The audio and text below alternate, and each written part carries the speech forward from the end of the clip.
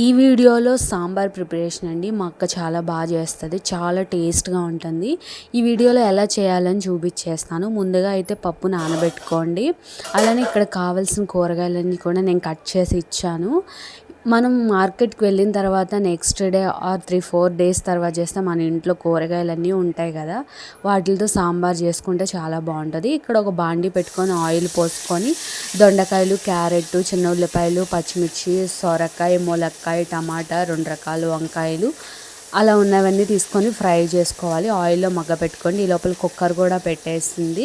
So whistles కూడా వచ్చేసినాయి, పప్పు కూడా ఉడికిపోయింది. దీంట్లో ఉప్పేసి రుబ్బుకుంటామే. కొంచెం ఉప్పేసి రుబ్బుకోవచ్చు, తర్వాత మళ్ళీ ఉప్పు కూడా యాడ్ చేసుకోవచ్చు. ఇక్కడ కూరగాయలన్నీ కూడా మిక్స్ అయిపోయినాయి. ఈ లోపల పప్పులోకి చింతపండు పులుసు సరిపడినంత తీసుకొని మొత్తం చింతపండు రసం మొత్తం వేసేసుకొని ముందుగా మగ్గించుకున్న కూరగాయల్లో అయితే ఈ పప్పు మిశ్రమం మొత్తం వేసేసుకోండి.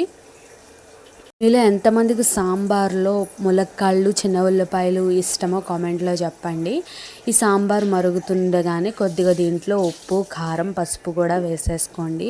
ఇక్కడ నేను మరిగే వీడియో క్లిప్ మిస్ అయిందండి నాకైతే. ఒక 10 మినిట్స్ చక్కగా మరుగుతూ ఉంటే ఆ కూరగాయల్లో ఉన్న ఫ్లేవర్ అంతా మన సాంబార్లోకి దిగిపోతుంది. ఇప్పుడు ఇంకా తాలింపు పెట్టేసుకుంటామే అనమాట. ఆయిల్ పోసుకొని పోపు దినుసులు, అలానే వెల్లుల్లిపాయలు కొంచెం ఎక్కువ వేసుకుంటే బాగుంటుంది ఆ టేస్ట్. అలానే ఎండుమిర్చి, కరివేపాకు లేకపోతే పప్పు అయినా సాంబార్ అయినా అస్సలు నచ్చదు నాకు.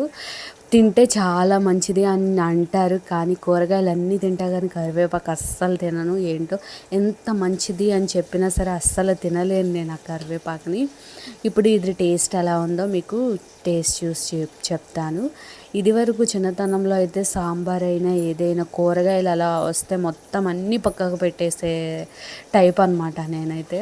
ఇప్పుడు అలా ఏం లేదు, కరివేపాకు తప్ప అన్ని కూరగాయలు మంచిగా తినేస్తాను. సాంబార్లో అయితే ఈ వడియాలు చాలా చాలా టేస్ట్గా ఉన్నాయి. వీడియో నచ్చితే లైక్ చేయండి.